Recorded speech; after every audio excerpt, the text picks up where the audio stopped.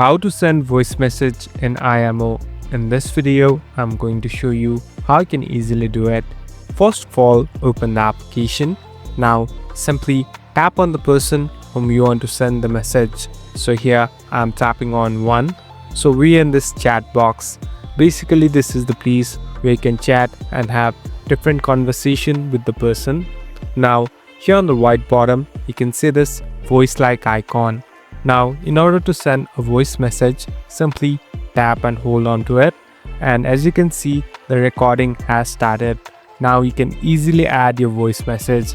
After doing so, at last simply release it and it's all set to go. So you can easily send it. Now the voice message has been sent and the other party can easily respond to it. Thank you for watching this video.